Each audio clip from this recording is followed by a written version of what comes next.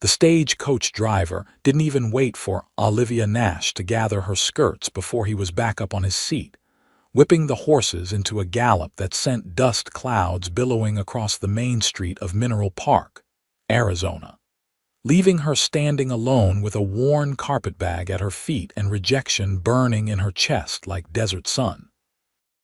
She watched the coach disappear toward the territorial road, carrying away the Hendersons who had paid her passage from San Francisco, only to return her like defective merchandise after 3 weeks of what they called unbearable silence. It was late September in 1882, and the mining town sprawled across the Arizona landscape with all the permanence of a fever dream. Olivia stood perfectly still on the dusty street, her dark blue traveling dress already coated with the fine red powder that seemed to settle on everything in this parched corner of the territory. Around her, miners and merchants went about their business, barely sparing her a glance. She was used to being overlooked. In 22 years of living, she had perfected the art of occupying space without disturbing it.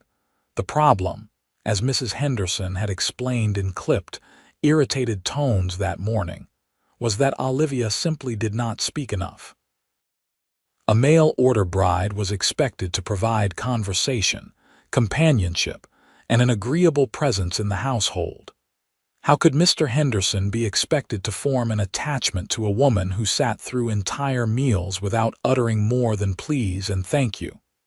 It was unnatural. It was unsettling. It made Mrs. Henderson, who had arranged the match for her bachelor nephew, look like she had poor judgment.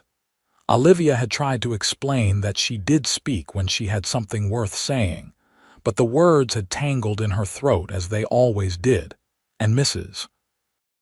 Henderson had taken her stammering silence as further proof of unsuitability. By noon, Olivia was on a return coach, though she had managed to convince the driver to let her off in Mineral Park rather than making the full journey back to California. She had exactly $14 to her name, no family waiting anywhere, and the kind of quiet determination that came from years of surviving in a world that had no patience for people like her. The sun beat down mercilessly as she picked up her carpetbag and began walking toward the nearest building that looked like it might be a boarding house. Her boots kicked up small clouds with each step. The town was larger than she had expected, with a main street lined with false-fronted buildings that promised civilization, even as the wild desert pressed in from all sides. She could see the dark mouths of mine shafts pocking the hills beyond town, and the towering wooden structures of stamp mills where ore was crushed into fortune or disappointment. She was halfway to what turned out to be a saloon when she heard the commotion. A horse, wild-eyed and lathered, was rearing in front of the general store, its reins tangled in a hitching post. A small crowd had gathered at a safe distance, shouting advice that only seemed to spook the animal further. Olivia stopped, her hand tightening on her bag. She knew horses. The orphanage where she had spent her childhood had kept 3 aging draft horses, and Olivia had spent countless hours in their company, finding a peace in their presence that she never managed with people. She set down her carpetbag carefully and approached the panicked horse with slow, deliberate steps. Someone in the crowd called out a warning, but she barely heard it. Her focus had narrowed to the animal in front of her, to the whites of its eyes and the trembling in its flanks. She could see the problem immediately. The reins were twisted around the post in a way that pulled against the bit whenever the horse tried to move, causing pain that triggered more panic. Olivia stopped a few feet away and did something that would have seemed strange to anyone watching. She simply stood there, breathing slowly and evenly, her hands loose at her sides. She did not make eye contact with the horse. She did not reach out. She just existed in the space, calm and unthreatening, until gradually, almost imperceptibly, the horse's ears swiveled toward her, Its breathing began to slow, matching her own steady rhythm. She waited another long moment, then took a single step closer. The horse stamped but did not rear. Another step. Another breath. She began to hum, so softly it was almost subvocal, a tuneless sound that was more vibration than melody. The horse's head lowered slightly. She could see the exhaustion beneath the panic now, the way its legs trembled from the effort of fighting. When she finally reached out, her movements were glacier slow. Her fingers brushed the horse's neck, and she felt the quiver that ran through its body. She kept humming, kept breathing, kept her own body relaxed even as she worked to untangle the reins from the post. It took several minutes of patient maneuvering, but eventually the leather came free. The horse stood still, sides heaving but no longer fighting. "I will be damned." The voice came from directly behind her, and Olivia nearly jumped out of her skin. She turned to find a man watching her with an expression of open astonishment. He was tall, well over 6 feet, with dark hair that needed cutting and eyes the color of creek water in shadow. He wore dusty range clothes and a battered hat pushed back on his head, and there was something about the way he stood that suggested he was more comfortable in open country than in town. "I have been trying to get near Cisco for the better part of an hour," he continued, gesturing at the horse. "He spooked at a rattler on the trail and has been pure hell ever since." "How did you do that?" Olivia opened her mouth, but no words came. She could feel her face heating, could feel the familiar panic rising in her chest. She had used up all her calm on the horse, and now there was nothing left for this stranger with his direct questions and his steady gaze. The man's expression shifted, losing some of its amazement and gaining something that might have been understanding. "You do not care much for talking to people, I am guessing." It was not quite a question, so Olivia did not quite nod, but something in her face must have confirmed it because the man's mouth quirked in what was not quite a smile but was not unkind. "Well, you speak horse better than most humans I know speak English, so I figure that is a fair trade." He took the reins from her carefully, his fingers brushing hers for just a moment. "Owen Rourke. I run a horse ranch about 10 miles north of here, and I am grateful for your help with this stubborn fool." Olivia managed a small nod. She could feel the crowd dispersing now that the excitement was over, could sense the weight of attention lifting. But Owen Rourke did not move away. He studied her with a directness that should have been uncomfortable but somehow was not. "You just arrive in town?" he asked, and this time his gaze flicked to the carpet bag sitting in the dust where she had left it. She nodded again, then forced herself to add, "Yes." "You got somewhere to stay?" She shook her head. Owen considered this for a moment, his hand moving automatically to stroke Cisco's neck. The horse had settled completely now, even leaning slightly into the touch. "Mrs. Morrison runs a decent boarding house 2 streets over. Clean rooms, fair prices, and she does not tolerate nonsense from the minors. I can point you in the right direction if you would like." "Thank you," Olivia whispered, and she meant it more than the simple words could convey. Owen studied her a moment longer, and she had the unsettling feeling that he was seeing things she did not intend to show. Then he nodded toward the east. "Down this street, turn left at the assay office. Big white house with blue shutters. Tell her Owen sent you. She will treat you fair." Olivia retrieved her carpet bag and followed his directions, acutely aware that he was watching her go. When she glanced back from the corner, he was still there, standing with Cisco in the afternoon sun, and he raised one hand in farewell when he saw her looking. Mrs. Morrison was a sturdy woman in her 50s, with sharp eyes and flour on her apron. She looked Olivia up and down with the assessing gaze of someone who had seen every variety of trouble the territory could produce, then quoted a price that would eat through Olivia's small savings in less than 2 weeks. I need work, Olivia said quietly, the words costing her more effort than running a mile. I can clean, cook, mend. I am good with animals. I learn quickly. Mrs. Morrison's eyes narrowed. You running from something, girl? Olivia shook her head. Just returned, she managed. Mail order bride. Was not suitable.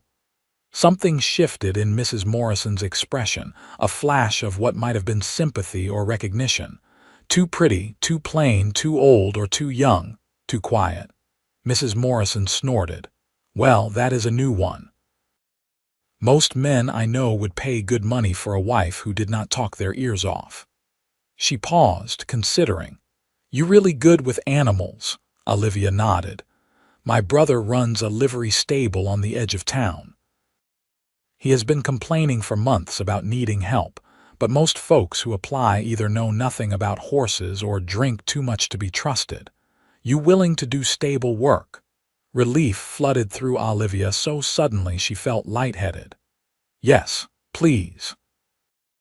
Room and board in exchange for helping me here in the mornings and working at the stable afternoons and evenings. Sundays off. My brother will pay you a small wage on top of that. We will try it for a week and see how it suits. Olivia felt something unfamiliar loosening in her chest, something that might have been hope. Thank you, she said, and this time her voice did not shake at all. The room Mrs. Morrison showed her to was small but clean, with a narrow bed, a washstand, and a window that looked out over the eastern hills. Olivia set down her carpetbag and sat on the edge of the bed, her hands folded in her lap. The silence in the room felt different from the silence that had so disturbed the Hendersons. Here, it was peaceful. Here, no one was waiting for her to fill the air with words she did not have. She thought about Owen Rourke and the way he had looked at her, not with the irritation or disappointment she was used to seeing, but with something that might have been curiosity or understanding. She thought about his hands on the horse, gentle and sure, and the way Cisco had calmed under his touch. She wondered what it would be like to work with horses every day, to be judged by her actions rather than her words. The sun was setting when Mrs. Morrison called her down for supper.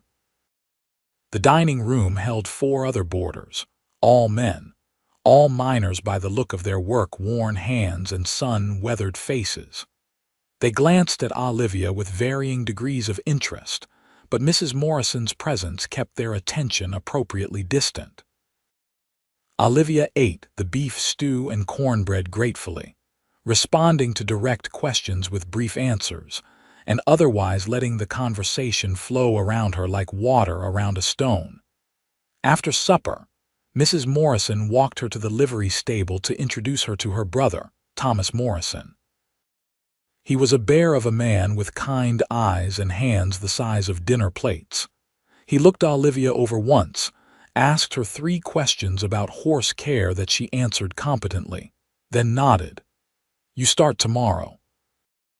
I need the stalls mucked out, the horses fed and watered morning and evening and tack cleaned and mended as needed. Sometimes we get horses in need of special care, like they are sick or injured or just plain mean. You think you can handle that? Olivia nodded. Yes, sir. Good enough.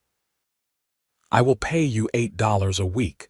You steal from me or mistreat the animals and I will know immediately and you will be out on your ear. We understand each other. Yes, sir, Thomas grunted. Then we will get along fine. See you tomorrow afternoon. That night, lying in her narrow bed and listening to the sounds of the town settling into darkness, Olivia allowed herself to feel something like contentment. She had a place to sleep, work to do, and no one demanding that she be something other than what she was. It was more than she had dared hope for when she stepped off that stagecoach. She did not let herself think about Owen Rourke, about the way his eyes had seemed to understand something about her without requiring explanation. That way lay complications she could not afford. Better to focus on the simple, manageable present. A bed, a job, and the promise of horses who would not judge her for her silence. But as she drifted toward sleep, she found herself remembering the feeling of Cisco's breath on her palm and the sound of Owen's voice saying, "You speak horse better than most humans I know speak English." Maybe, in this strange desert town, that would be enough. The days fell into a rhythm that suited Olivia perfectly. She woke before dawn to help Mrs. Morrison prepare breakfast for the boarders, then spent the morning cleaning rooms and doing laundry. The work was hard but straightforward, requiring no conversation beyond brief exchanges about which rooms needed fresh linens or whether the stove needed more wood. Mrs. Morrison was not a chatty woman herself, and she seemed to appreciate Olivia's efficient silence. Afternoons at the livery stable were even better. Thomas Morrison had not been exaggerating about needing help. The stable housed 20 horses at any given time, a mix of boarders belonging to townspeople, temporary mounts for travelers, and Thomas's own draft horses that he rented out for heavy hauling. There were always stalls to muck, hay to distribute, water to haul, and leather to repair. Olivia threw herself into the work with an intensity that made Thomas raise his eyebrows but ask no questions. The horses, as she had known they would be, were easier than people. Each had its own personality, its own quirks and preferences, but they all responded to patient consistency. The mare in the third stall liked having her ears rubbed. The gelding in the seventh was nervous about sudden movements, but would calm if you hummed while working near him. The ancient pony in the back corner was as grumpy as a bear with a thorn in its paw, but would grudgingly accept a piece of apple if you offered it with proper respect. Within 3 days, Thomas stopped supervising her work. Within a week, he was leaving her alone at the stable for hours at a time while he conducted business elsewhere in town. Olivia did not mind. She preferred it, actually. In the company of horses, she could let down the constant guard she maintained around humans, could stop worrying about whether she should speak or what she should say. She was currying the nervous gelding on her 8th day in Mineral Park when she heard hoofbeats outside. She glanced toward the stable entrance and felt her stomach do an odd flip when Owen Rourke rode into view. He was leading a second horse, a rangy bay with a pronounced limp, and his expression was concerned. "Thomas around?" he asked when he spotted Olivia. She shook her head and managed, "Assay office. Should be back soon." Owen dismounted and began examining the bay's leg with careful hands. "Picked up a stone bruise on the trail. I got the rock out, but she is favoring it pretty badly." I was hoping Thomas could look her over, maybe recommend a farrier if it needs more attention. Olivia set down the curry comb and approached slowly. The bay watched her with wary but not panicked eyes. "May I?" she asked Owen. He stepped back without hesitation. "Be my guest."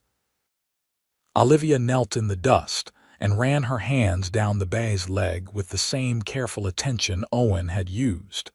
The mare flinched slightly when Olivia's fingers found the tender spot on her hoof, but she did not pull away. Olivia examined the hoof closely, then looked up at Owen. "Not deep," she said quietly. "Needs poultice and rest, 3 days, maybe 4. Owen's eyebrows rose. "You sure about that?" Olivia nodded. "The frog is not damaged, just bruised. Keep weight off it, draw out any heat. She will be fine." For a long moment, Owen just looked at her and Olivia felt heat creeping into her face. She stood and brushed the dust from her skirt, wishing she had kept her mouth shut. Who was she to offer advice to a horse rancher? But Owen's expression was not dismissive. If anything, he looked impressed. "You know how to make a poultice," she nodded. "Then I will pay you to do it. Thomas has space where I can board her for a few days." Olivia gestured toward an empty stall at the end of the row. "That one stays open for emergencies. I will talk to Thomas when he returns." Appreciated. Owen led the bay into the stall Olivia had indicated, then stood watching as she fetched clean water and began mixing a poultice from supplies in Thomas's medicine cabinet. She worked quickly and efficiently, aware of Owen's presence, but not letting it distract her. When the mixture was ready, she applied it to the bay's hoof with gentle competence and wrapped the leg with clean bandages. "Where did you learn to do that?" Owen asked when she was finished. Olivia hesitated, then decided the answer was simple enough. "Books, mostly, and practice. The orphanage where I grew up had horses. I spent a lot of time with them." "And you ended up as a mail-order bride instead of a horse trainer." The question was not unkind, just curious, but it still made Olivia's throat tighten. She shrugged slightly. "Women do not become horse trainers." "Maybe they should," Owen said quietly. "You have got a gift." Olivia did not know what to say to that, so she said nothing. She stood and brushed her hands on her apron, then went back to the gelding she had been grooming. After a moment, Owen followed. "I come into town every week or so for supplies," he said, leaning against the stall door. "Always seem to have a horse or two that needs attention. Thomas does good work, but if you are going to be here regular, I would rather work with you, if that suits." Olivia felt something flutter in her chest that might have been pleasure or panic or some combination of both. She nodded without looking at him. "That suits. Good." There was a pause, and then Owen added, "You settling in all right? Town treating you fair?" "Yes. Mrs. Morrison is good people. You run into any trouble, she will set it right. Or you can find me. My ranch is the Double R, North Road, about 10 miles. Anyone in town can point you the right direction if you need it." Olivia did look at him then, surprised by the offer. Owen met her gaze steadily, and there was something in his expression that made her believe he meant exactly what he said. "Thank you," she whispered.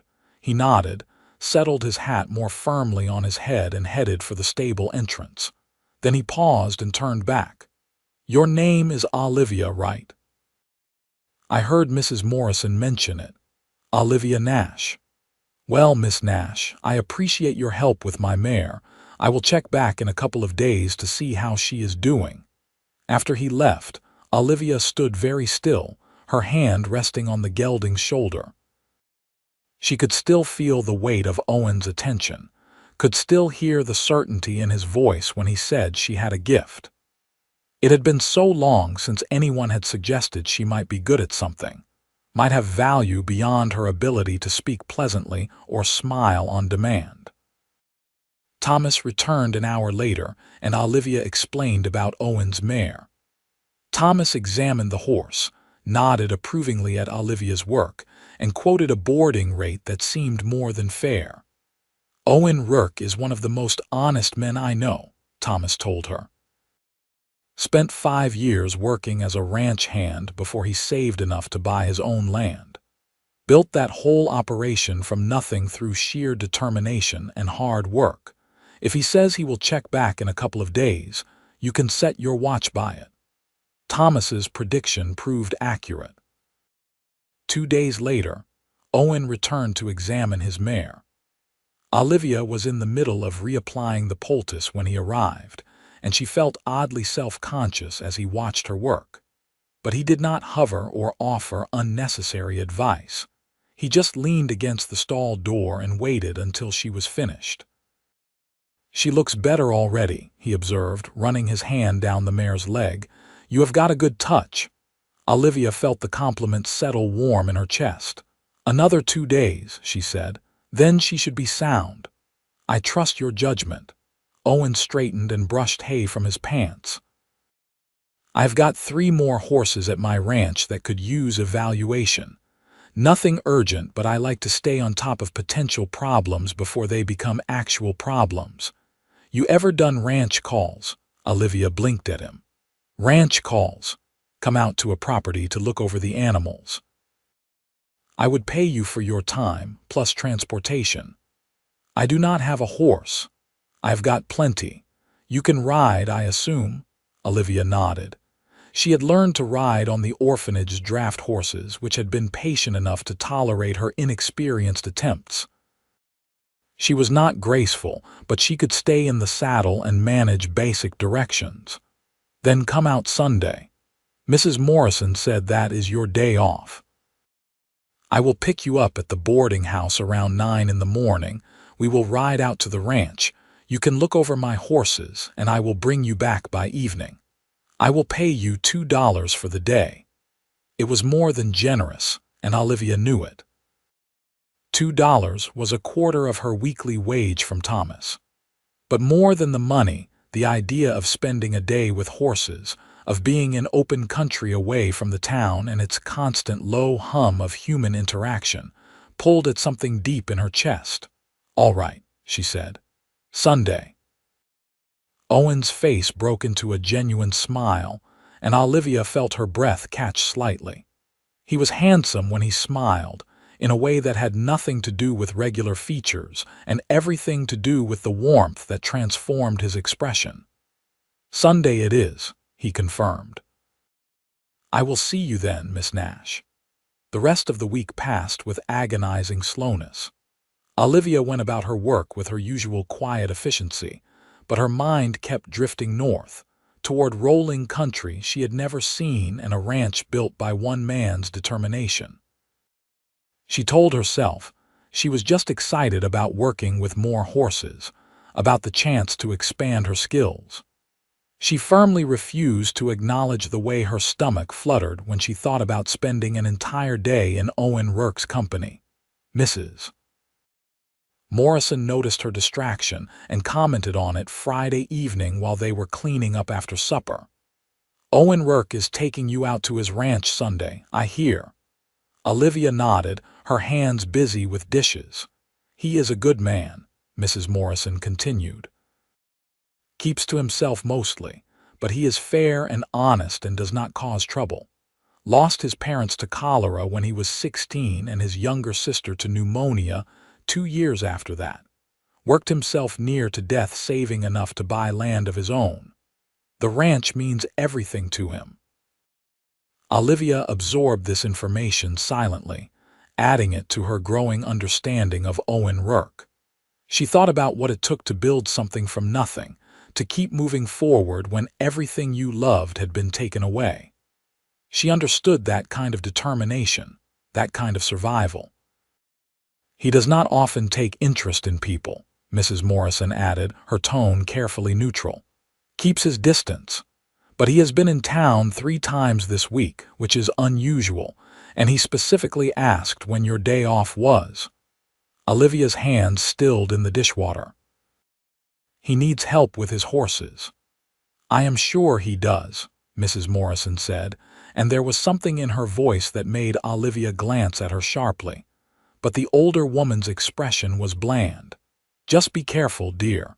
You have had enough heartbreak for one season." Sunday dawned clear and already warm, the September sun promising another day of relentless Arizona heat. Olivia dressed carefully in her most practical skirt and a simple white blouse, then braided her dark hair tightly to keep it out of the way. She was waiting on the front porch when Owen rode up at precisely 9 o'clock, leading a pretty little chestnut mare with white stockings. "Morning," he greeted, dismounting with easy grace. "This is Daisy. She is gentle as a kitten and has carried more beginners than I can count. She will take good care of you." Olivia approached the mare slowly, letting Daisy sniff her hand before stroking her neck. The horse had soft, intelligent eyes and a calm demeanor that immediately put Olivia at ease. "She is beautiful," Olivia said quietly. Owen helped her into the saddle with hands that were careful not to linger, then swung up onto his own mount, a tall roan gelding he introduced as Ranger. They set off through town at an easy walk, heading north on a road that quickly left civilization behind and opened up into rolling desert country dotted with scrub brush and the occasional twisted juniper. The ride took about an hour, and Olivia spent most of it in her usual silence. but it was a different kind of silence than she was used to. Owen did not seem to expect her to fill the air with chatter, did not grow uncomfortable or irritated with the quiet. Instead, he pointed out landmarks, shared observations about the land, and then fell silent himself, letting the desert speak in its own language of wind and space and the steady rhythm of hoofbeats. The Double R Ranch appeared gradually as they crested a low rise. It was not large by cattle baron standards, but it was neat and well maintained, with sturdy corrals, a long, stable building, a modest ranch house, and several outbuildings that spoke of careful planning and hard work. The land itself rolled away in all directions, dotted with livestock and marked by fence lines that looked arrow straight even from a distance. "I've got about 300 head of cattle and 40 horses," Owen explained as they rode into the yard. "Most of the horses are working stock, but I am starting to build a reputation for breeding good cow ponies. That is where the real money is, if I can make it work." He helped Olivia dismount, and she took a moment to steady herself on solid ground. Her legs were already protesting the unfamiliar exercise, but she ignored the discomfort. Owen led her to the stable, which was smaller than Thomas's but just as well organized. "These are the 3 I wanted you to look at," he said, gesturing to horses in neighboring stalls. "The black gelding has been off his feed the last few days. The paint mare is new, just bought her last week, and I want to make sure I did not miss any problems. And the bay in the end stall is one of my best breeding prospects, but she has been showing some sensitivity in her front right, and I cannot figure out the cause." Olivia set down the small bag of supplies she had brought from Thomas's stable and went to work. She examined each horse with the same patient thoroughness she applied to all her tasks, taking her time and paying attention to details that most people would miss. Owen watched silently, occasionally answering a question but mostly just observing. The black gelding, she determined fairly quickly, was suffering from a mild case of ulcers brought on by stress. "Have you changed his routine recently?" she asked Owen. "Moved him to a different pasture 2 weeks ago. Why? He is anxious, stomach bothering him. Needs consistency, familiar patterns. Move him back to the original pasture, add some chamomile to his feed. He should improve." The paint mare was sound, just young and uncertain in her new environment. Olivia recommended patience and regular handling to build confidence. But it was the bay breeding mare that captured most of her attention. She examined the horse's hoof carefully, checking the angle, the wear pattern, the condition of the frog and sole. Then she ran her hands up the leg, feeling for heat or swelling, and watched how the mare shifted her weight. "Your farrier is trimming her too short on this foot," Olivia finally announced. "The angle is off, putting extra pressure on the coffin bone. It is not bad yet, but if it continues, she could develop chronic lameness." Owen moved to look at the hoof himself, comparing it to the others. "You are right," he said slowly. "I can see it now that you pointed out. How did I miss that?" "Most people would," Olivia said. "It is subtle, but she will thank you for correcting it now." When the examinations were complete, Owen insisted on giving Olivia a tour of the rest of the property. They walked through the corrals, past cattle grazing in the distance, to a small rise that overlooked the entire ranch.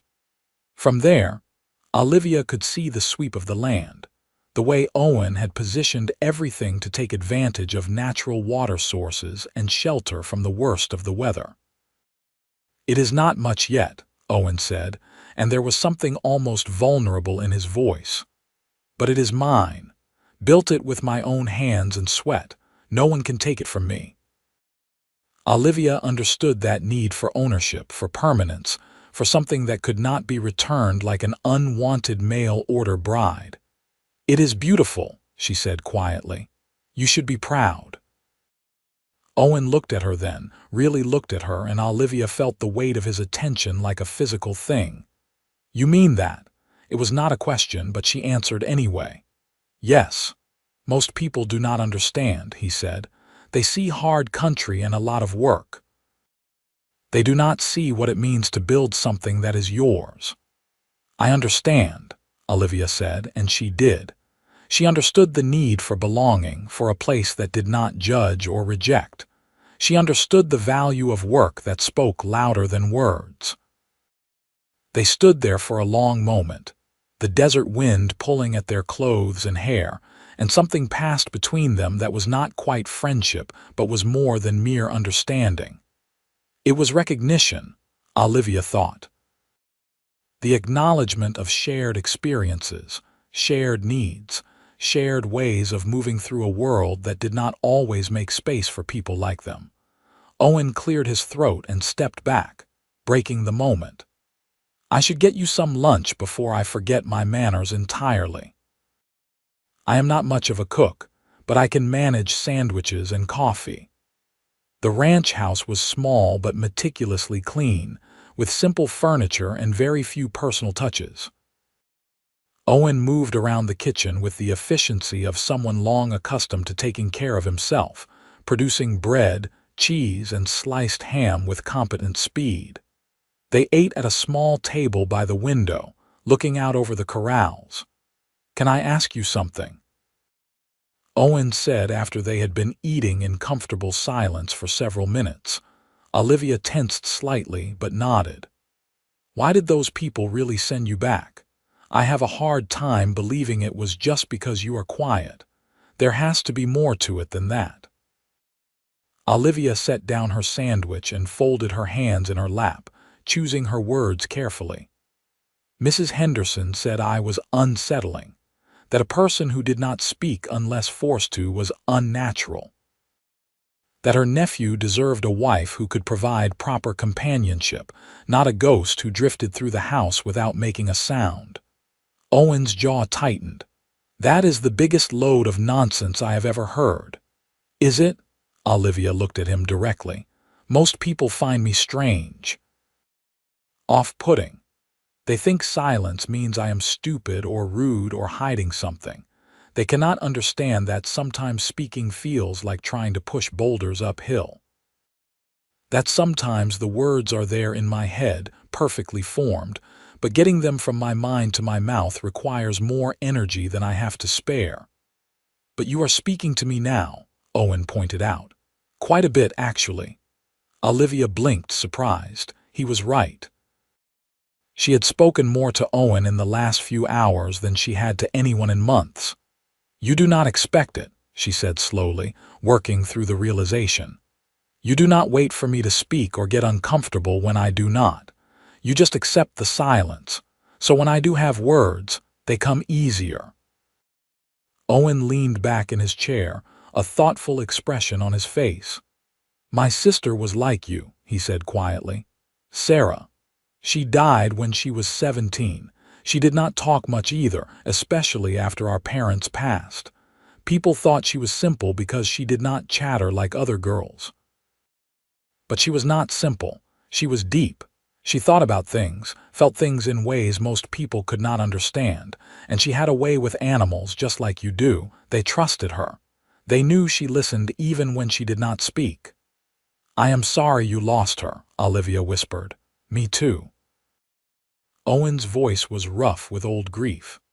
"But knowing her taught me something important, taught me that silence is not the same as emptiness, that quiet people are not less, they are just different, and different is not bad." Olivia felt tears pricking at her eyes and blinked them back fiercely. She was not going to cry in front of this man who had shown her more understanding in a few meetings than most people managed in a lifetime. "Thank you," she managed, "for understanding. Nothing to thank me for. I am just stating facts." Owen stood and began clearing the dishes. "Now, you should probably head back before Mrs. Morrison starts worrying. But I would like to hire you regular if you are willing. Come out once a month to check over all my horses, more often if I have specific concerns." I will pay you the same rate as today, and I will provide transportation both ways." Olivia nodded, not trusting her voice. "And Miss Nash?" Owen paused at the door. "I am real glad that stagecoach brought you to Mineral Park, even if the circumstances were not what you would have chosen." The ride back to town passed in the same comfortable silence as the ride out, but something had changed between them. Olivia could feel it in the way Owen's presence beside her felt less like a stranger's and more like something familiar, something safe. When they reached the boarding house and he helped her down from Daisy's saddle, his hands lingered just a moment longer than necessary. "See you next week," he said. "My mare should be ready to go home by then." Olivia nodded. "I will take good care of her." "I know you will, Mrs. Morrison was waiting when Olivia entered the house, and her knowing look made Olivia's face heat. But the older woman did not comment, just handed Olivia a plate of the dinner she had missed and asked if the ranch visit had gone well. Olivia confirmed that it had, ate her food, and retreated to her room where she could think about the day in private. She lay on her narrow bed and stared at the ceiling, replaying conversations and moments in her mind. Owen Rourke was dangerous, she realized. Not in any physical sense, but in the way he made her want things she had learned not to hope for.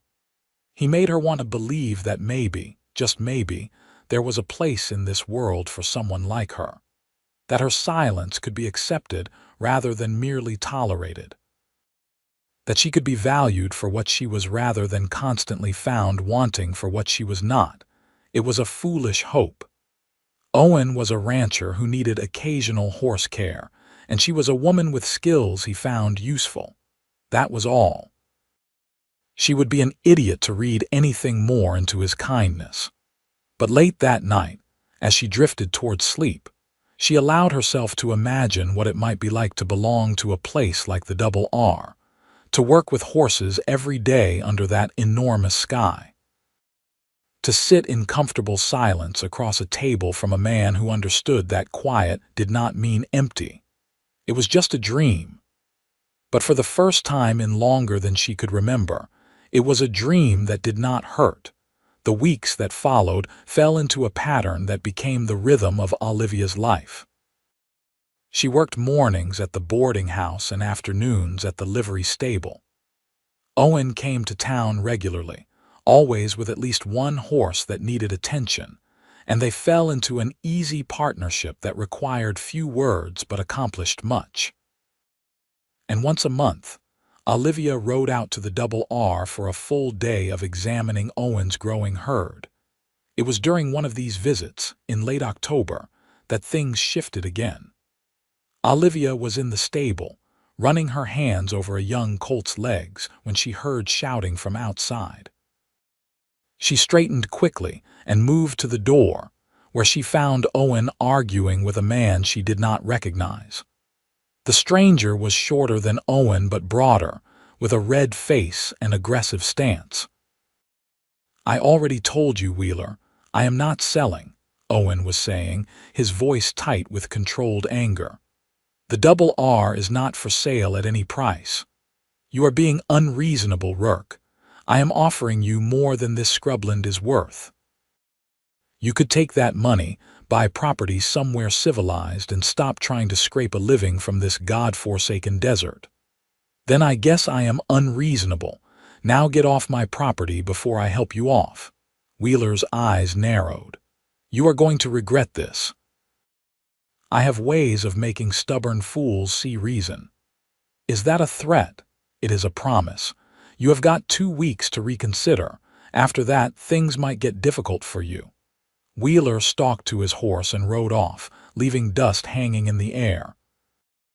Owen stood rigid, hands clenched at his sides, and Olivia could see the tension thrumming through his entire body. She approached cautiously. "Who was that?" Owen turned to her, and some of the anger faded from his expression. "Raymond Wheeler.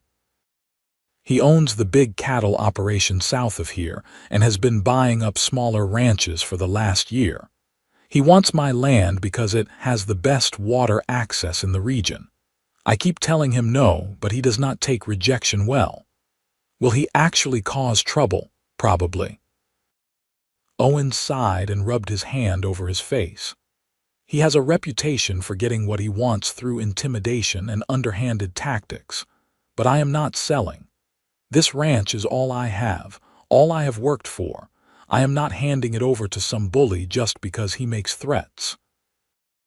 Olivia understood that determination, that refusal to be pushed around, but she also felt fear curl in her stomach.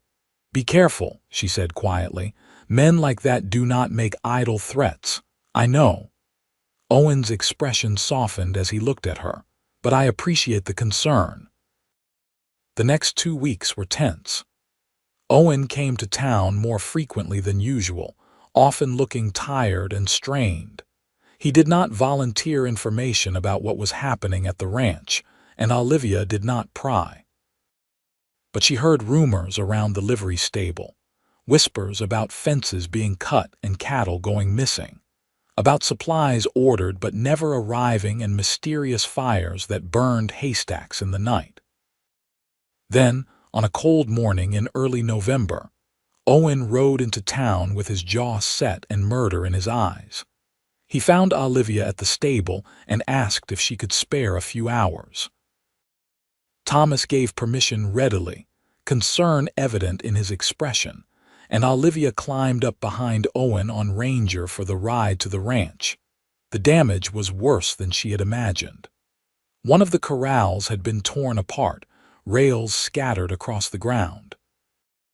The water pump at the main well had been sabotaged, leaving Owen without easy access to water for his stock.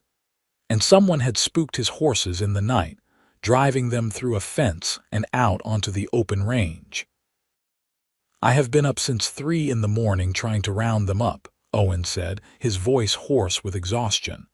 Got most of them back, but I am still missing 6, and until I can fix that pump, I am hauling water by hand from the creek. It is not sustainable. What can I do? Owen looked at her with something like relief. Help me find the missing horses. I could use the extra eyes, and you are better at tracking than I am. They spent the next 5 hours combing the countryside, following hoofprints and searching, likely gathering spots. Olivia found the first 3 horses together in a wash, nervous but unharmed. Owen located 2 more near a stand of cottonwoods, but the 6th horse, a valuable breeding mare, remained missing as the sun began to set. We should head back, Owen said reluctantly. It will be full dark soon, and I cannot risk you getting hurt out here. But Olivia was staring at a cluster of rocks to the east, her head tilted as though listening to something Owen could not hear. Wait, she said. There. She dismounted and walked toward the rocks on foot, moving with that same careful patience she used with frightened horses. Owen followed, curious. As they rounded the largest boulder, they found the mare backed into a narrow space, favoring one leg and clearly in distress. Easy girl, Olivia murmured, approaching slowly. Easy now. We are here to help. It took 20 minutes of patient coaxing, but eventually Olivia got close enough to examine the mare's leg. Barbed wire, she told Owen grimly. Someone left a coil of it out here and she got tangled trying to escape. The cuts are not deep, but they need cleaning and bandaging. Owen's face went hard as stone. Wheeler. They managed to lead the mare back to the ranch, moving slowly to accommodate her injuries. By the time they arrived, full darkness had fallen and the temperature had dropped significantly. Owen insisted Olivia stay for supper before attempting the ride back to town, and she was too tired to argue.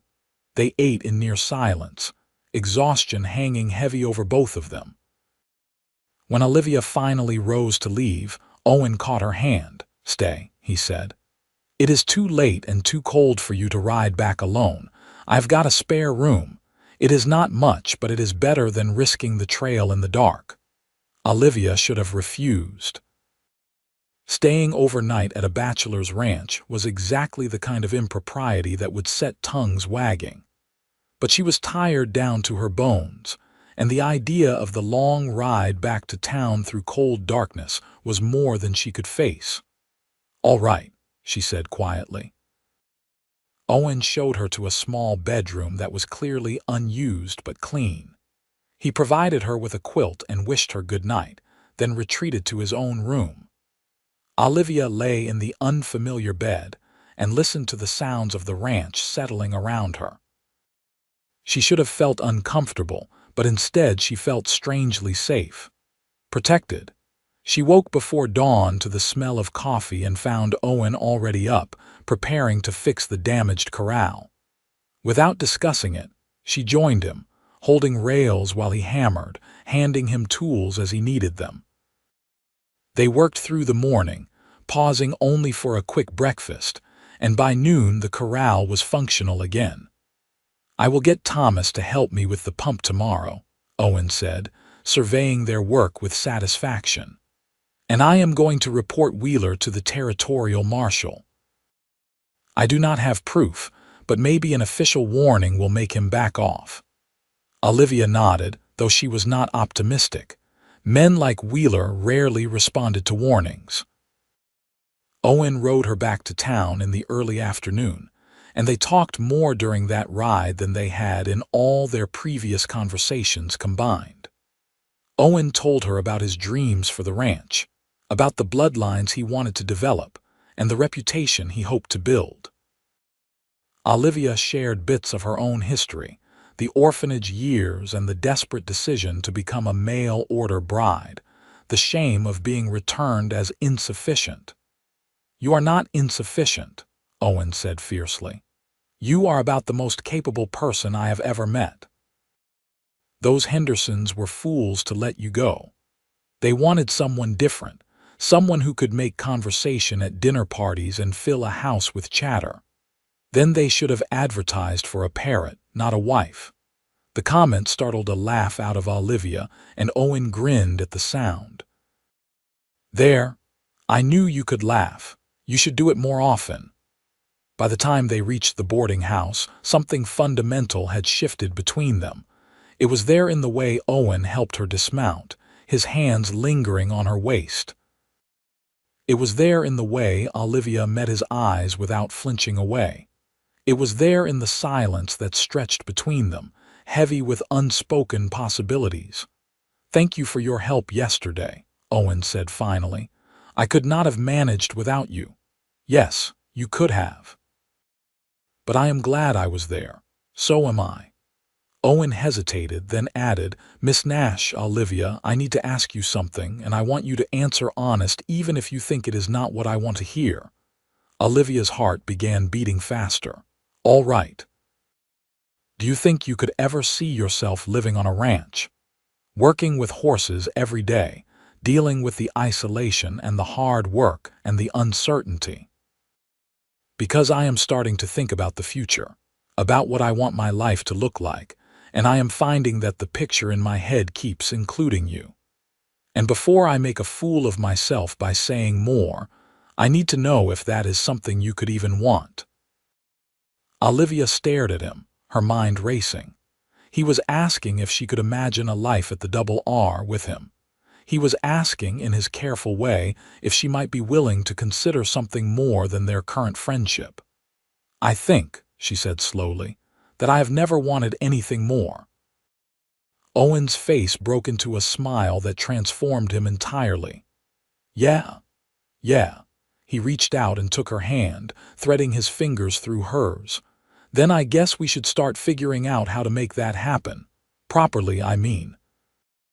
With courting and time to be sure and all the things respectable people do." "I would like that." "Good.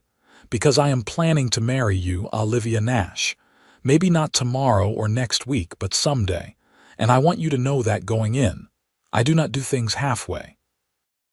Olivia felt joy bubble up in her chest, bright and unexpected and almost painful in its intensity. "Neither do I." They stood there on the street in front of the boarding house, holding hands and grinning at each other like idiots, until Mrs. Morrison appeared on the porch and cleared her throat meaningfully. Owen reluctantly released Olivia's hand and tipped his hat to Mrs. Morrison. "I will be back Friday," he told Olivia. "We can talk more then." Olivia nodded, not trusting her voice. She watched him ride away, then turned to face Mrs. Morrison's knowing expression. "Do not say it," Olivia warned. "Say what?" "That I predicted this weeks ago, that anyone with eyes could see how that man looks at you. That you have been glowing like a lantern ever since your first visit to his ranch." Olivia felt her face heat. "It is not, we have not, nothing inappropriate has happened." "I know that, child. Owen Rourke is too honorable for impropriety. But that does not mean the whole town has not been watching this unfold and placing bets on when he would finally work up the courage to speak up. People have been betting, of course. This is a mining town. People will bet on anything. I've got $5 on a Christmas proposal myself." Olivia did not know whether to laugh or be mortified. She settled for retreating to her room where she could process Owen's words in private. He wanted to marry her. He wanted a future with her. He saw her silence not as a flaw but as simply part of who she was. It seemed impossible. But then again, 6 weeks ago it had seemed impossible that she would find work she loved and a place that felt like home. If she could have those things, maybe she could have this too. Maybe she could have love. The thought terrified and thrilled her in equal measure. The courting that followed was unlike anything Olivia had imagined. Owen came to town twice a week, always with some legitimate reason related to horses or supplies, and always finding time to sit with Olivia in the boarding house parlor under Mrs. Morrison's watchful eye. They talked about everything and nothing, falling into conversations that lasted hours and silences that felt as comfortable as old quilts. Owen brought her books about horse breeding and veterinary care, which Olivia devoured hungrily. She stitched him a new shirt when she noticed his work clothes were getting threadbare. He taught her to rope and shoot, practical skills she would need on a ranch. She showed him techniques for gentling difficult horses that she had learned through observation and intuition. And slowly, carefully, they learned each other. Olivia discovered that Owen had a dry sense of humor that emerged when he was relaxed, that he loved reading poetry, though he would never admit it to his ranching friends, that he was deeply lonely, but had become so accustomed to solitude that he barely noticed it anymore. Owen learned that Olivia's silence was not shyness, but rather a deep internal focus, that she noticed everything even when she seemed not to be paying attention, that she had a fierce protective streak when it came to animals or people she cared about. The trouble with Wheeler continued. More fences were cut, more supplies went missing. Owen reported each incident to the marshal, but without proof, nothing could be done. The harassment was not enough to destroy the ranch, but it was enough to make life difficult and expensive. Then, in mid-December, things escalated. Owen rode into town with blood on his shirt and fury in his eyes. He had been shot at while riding his property line, the bullet missing him by inches, but killing his horse. He had walked 5 miles back to the ranch, then ridden straight to town to report the incident to the marshal. Olivia found him at the marshal's office giving his statement, and she waited outside until he emerged. When he saw her, some of the tension left his shoulders. "I am fine," he said before she could ask. "Just mad." That was a good horse, and she did not deserve to die because Wheeler is throwing a tantrum. This has to stop. It will. The marshal is finally taking this seriously. He is riding out to Wheeler's ranch this afternoon to ask some pointed questions. And I have hired 2 hands to help patrol my property. I cannot afford them long term, but maybe their presence will discourage further trouble. Olivia wanted to do something, anything, to help, but she was just a woman who worked in a stable. What could she possibly do against a powerful rancher with no scruples? The answer came to her that night as she was falling asleep. Wheeler wanted Owen's land because of the water access. But there were other ranches with water, smaller operations that Wheeler had already bought up. What if they could find proof that Wheeler had used illegal methods to acquire those properties? That might be enough to get the territorial government involved, and at minimum would damage Wheeler's reputation enough to make further harassment counterproductive. She shared the idea with Owen the next day, and his eyes lit up. That might actually work, but how do we get proof? Court records, Olivia said. Bills of sale. We find the people who sold to Wheeler and ask them what really happened. If we can document a pattern of intimidation and coercion, the authorities will have to act. It took 2 weeks of careful investigation, with Owen riding out to interview former landowners and Olivia spending her free time at the courthouse reviewing documents. What they found was damning. Wheeler had acquired 6 properties in the last 18 months, and in every case, the previous owner had sold under duress. Threats, sabotage, and in one case, an unexplained fire that destroyed a family's home and left them with no choice but to sell. Owen compiled their findings into a detailed report and presented it to the territorial marshal, along with signed statements from 3 of the displaced ranchers. The marshal, faced with evidence he could not ignore, forwarded the information to the territorial attorney and launched an official investigation into Wheeler's business practices. Wheeler, recognizing that he was facing potential legal consequences, abruptly ceased his campaign against Owen. The harassment stopped, and an uneasy peace settled over the region. It was not the complete justice Owen wanted, but it was enough. His ranch was safe, and Wheeler knew that any further action would bring down official scrutiny he could not afford. On Christmas Eve, Owen invited Olivia to the ranch for dinner. Mrs. Morrison gave her blessing with a knowing smile and instructions to be back by noon the next day for Christmas dinner at the boarding house. Olivia dressed carefully in her best dress, a dark green wool that Mrs. Morrison had helped her sew, and waited on the porch for Owen to arrive. The ranch was transformed when they arrived. Owen had clearly been working hard to prepare. The house was spotlessly clean, lanterns glowing warmly in every window, and the smell of roasting chicken filled the air. A small pine tree stood in the corner of the main room, decorated with strings of popcorn and paper ornaments. "You did all this?" Olivia asked, touched beyond words.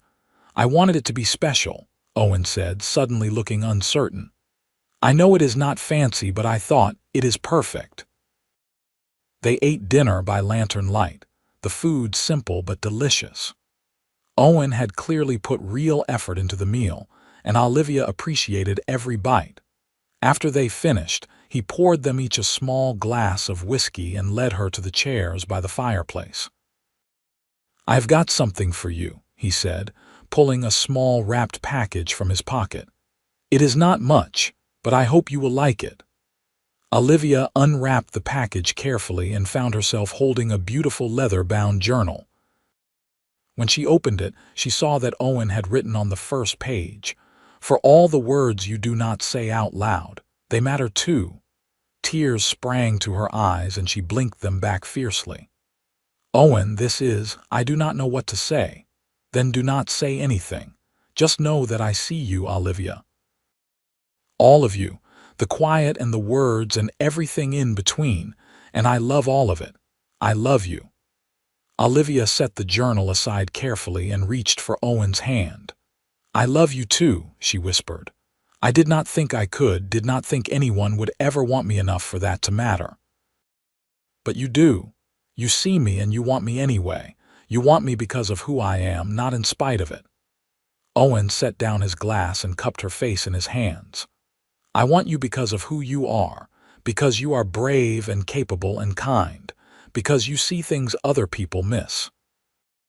Because when you do speak, every word matters. Because you make my life better just by being in it.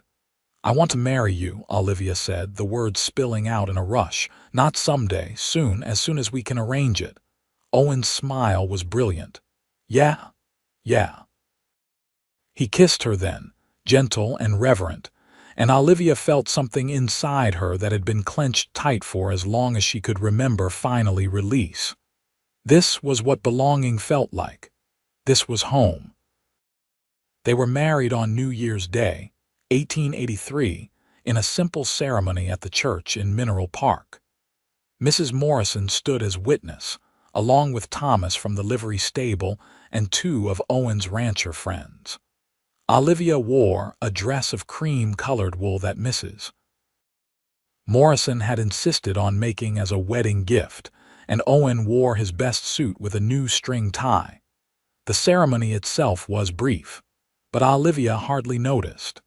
She was too focused on Owen's face, on the way he looked at her like she was something precious and irreplaceable.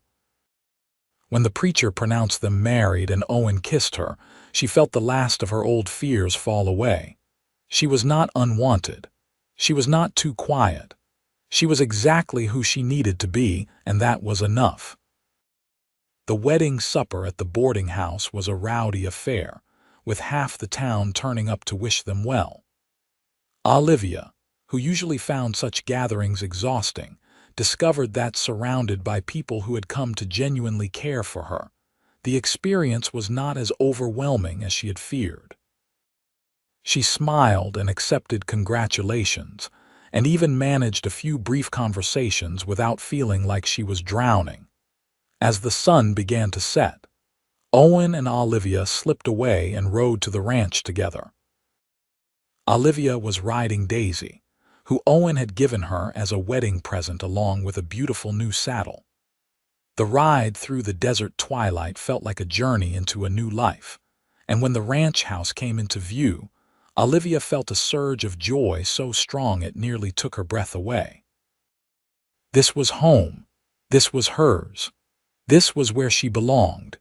That first year of marriage was not without challenges.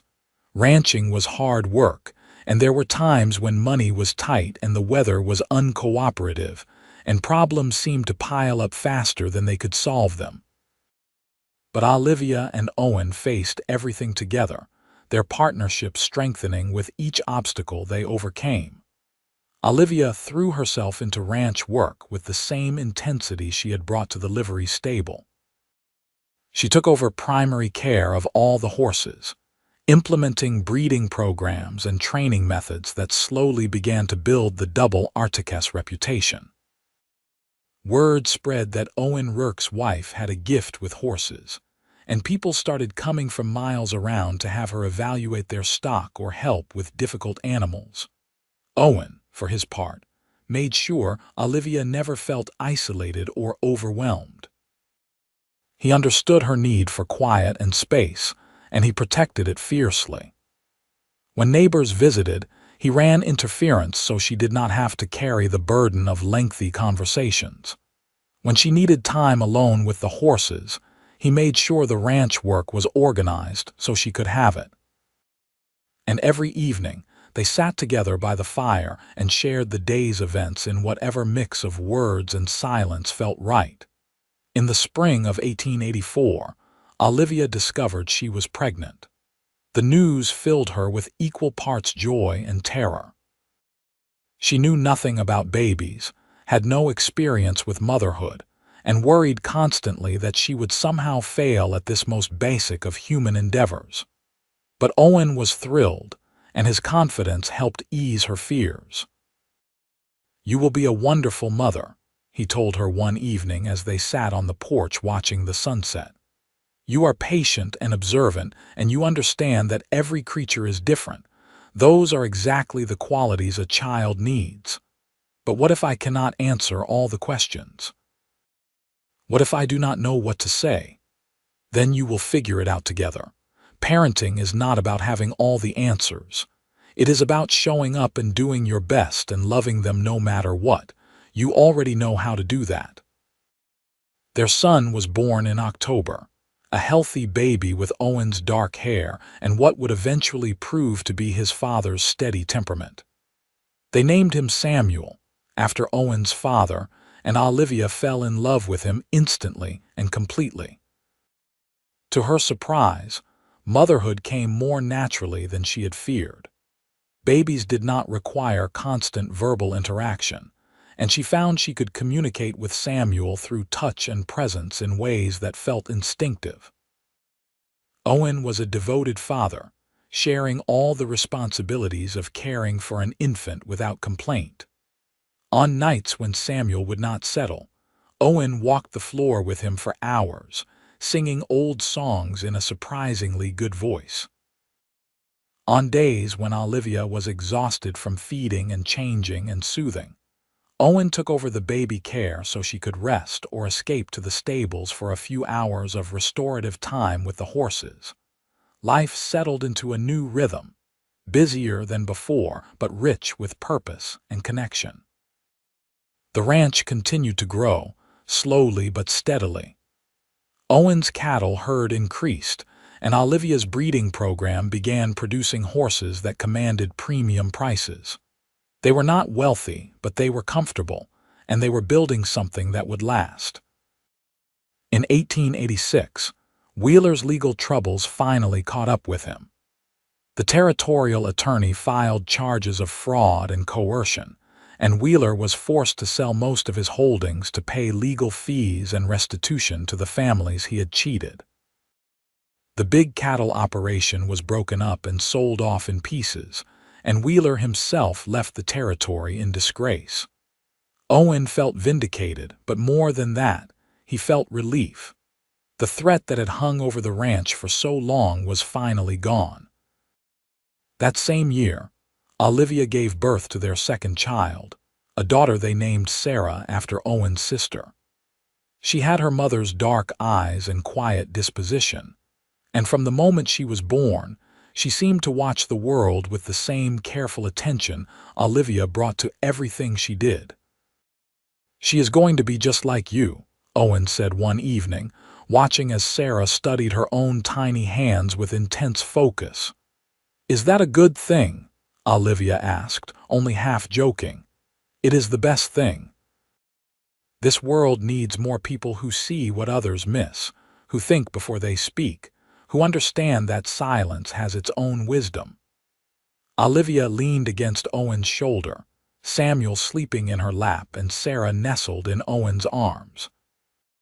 She thought about the woman she had been when she first arrived in Mineral Park, alone and rejected and convinced she would never truly belong anywhere. She thought about all the years she had spent apologizing for her nature, trying to force herself into a mold that did not fit, believing that her silence made her less than whole. And then she thought about the life she had now, the ranch that she and Owen had built together, the horses that trusted her and the children who needed her and the man who loved her exactly as she was. She thought about all the words she had learned to say and all the silences that no longer felt like failures.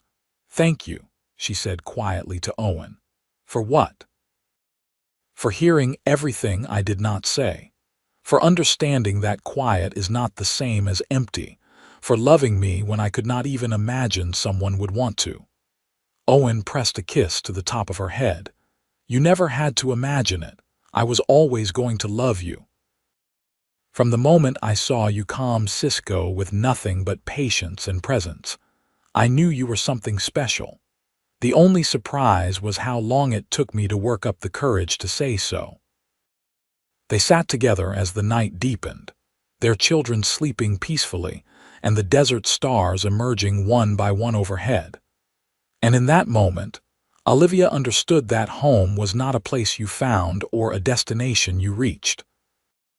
Home was something you built, word by word and silence by silence, with someone who saw all of you and chose to stay. The years continued to pass, marked by the changing seasons and the slow accumulation of days well lived. Samuel grew into a serious, thoughtful boy who loved working with the cattle, and had his father's gift for reading the land. Sarah was quieter even than her mother, but she had an uncanny ability with horses that surpassed even Olivia's considerable skill.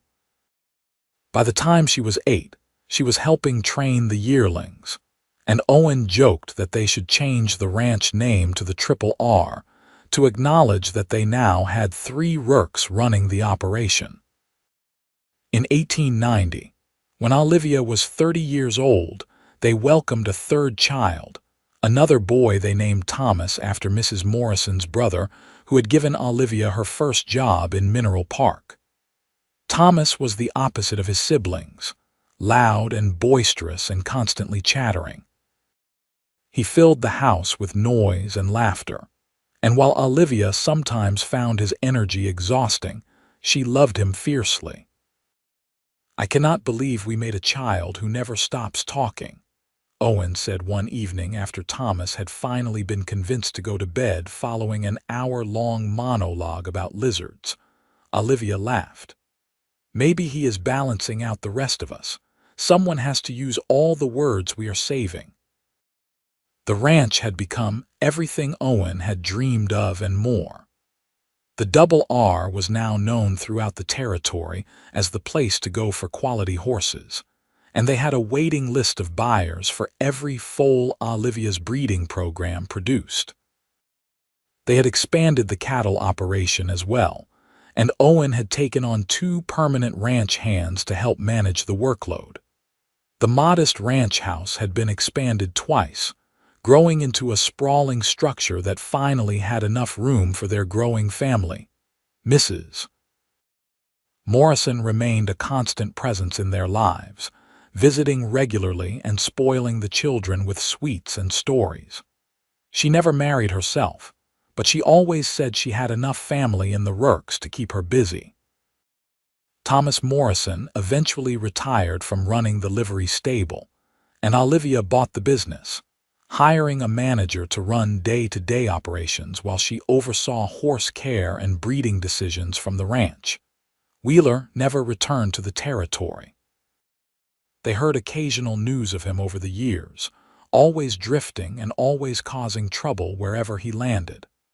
Olivia felt sorry for him in a distant way.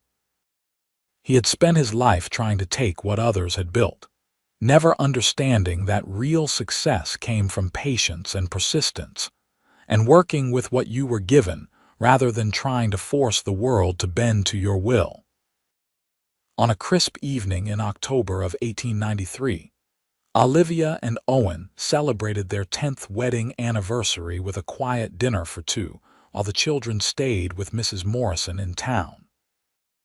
They sat on the porch of the ranch house, watching the sunset paint the desert in shades of gold and red, and reflected on the decade that had passed. "Do you ever regret it?" Olivia asked. "Marrying someone like me? You could have found a woman who talked more, who fit in better at social gatherings, who made things easier for you." Owen turned to her with an expression of such genuine bewilderment that Olivia almost laughed. "Regret you? Olivia, you are the best thing that ever happened to me. You are my partner in every sense of the word. You have built this ranch as much as I have, maybe more. You have given me 3 incredible children. You have made my life richer and fuller than I ever imagined it could be. Why would I regret any of that? Because I am still quiet. I still struggle in crowds. I still go days sometimes where I barely speak. And I am still a stubborn fool who works too hard and does not always know how to express what I am feeling. We all have our ways of being in the world, Olivia. Yours happens to involve less talking than some people's. But that has never been a problem for us. It is just who you are, and who you are is who I love." Olivia leaned into Owen's embrace, feeling the steady beat of his heart beneath her cheek. "I love you too. More than I have words for, which is saying something considering how few words I usually have." Owen's laugh rumbled through his chest. "You have plenty of words when they matter. That is all anyone needs." They sat together as the stars began to emerge, comfortable in the silence that had never been empty, surrounded by the evidence of the life they had built. The horses in the corral, the cattle in the pastures, the house filled with the belongings and memories of a family. Everything they had created together, word by word and silence by silence, patient effort accumulating into something permanent and precious.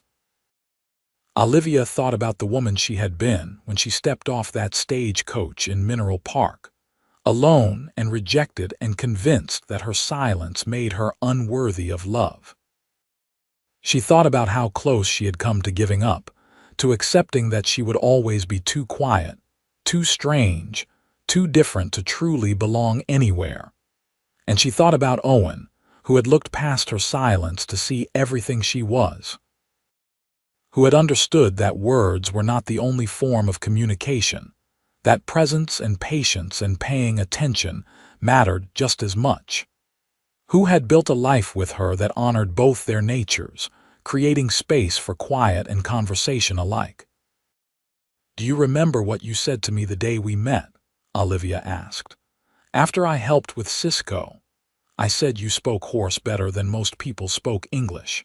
You did. And I think that was the first time anyone ever suggested my way of being in the world might be valuable rather than defective. That moment changed everything for me."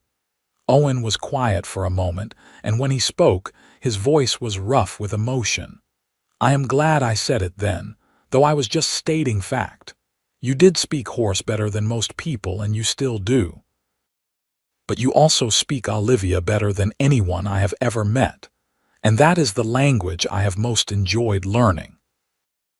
They stayed on the porch until the desert cold drove them inside, then made their way to bed where they held each other close and whispered the kind of words that only come in darkness and privacy. And later, as Olivia drifted toward sleep with Owen's arm around her waist, she felt a deep sense of gratitude for the strange path that had brought her to this place, this man, this life. She had been returned for being too quiet. But Owen Rourke had heard everything she did not say, and in doing so, he had given her something more precious than words could ever express. He had given her permission to be exactly who she was, and he had loved her for it. And that, Olivia thought as sleep claimed her, was more than enough. It was everything. The children grew and the ranch prospered, and the years rolled by with the steady inevitability of the seasons. Samuel eventually took over management of the cattle operation, proving to have his father's instincts and his mother's patience. Sarah became one of the most respected horse trainers in the territory, commanding fees that would have seemed impossible in the early days of the ranch. And Thomas, true to his nature, became a lawyer who specialized in land disputes, using all his words to protect people from the kind of bullying Owen had once faced from Wheeler. Olivia and Owen grew older together, their dark hair silvering and their bodies bearing the marks of decades of hard work. But their partnership remained as strong as ever, built on a foundation of understanding and acceptance that time only deepened. They still sat together in the evenings, sometimes talking and sometimes silent, always comfortable in each other's presence. And when Olivia looked back on her life, on the journey from unwanted mail-order bride to respected rancher and mother, she marveled at the strange grace of it all. She had been rejected for being too quiet, cast aside as unsuitable. But that rejection had brought her to Mineral Park, to a livery stable and a panicked horse, to a man who saw value in silence and wisdom in patience. She had been returned. But in being returned, she had found her way home. And that, in the end, was the greatest gift of all.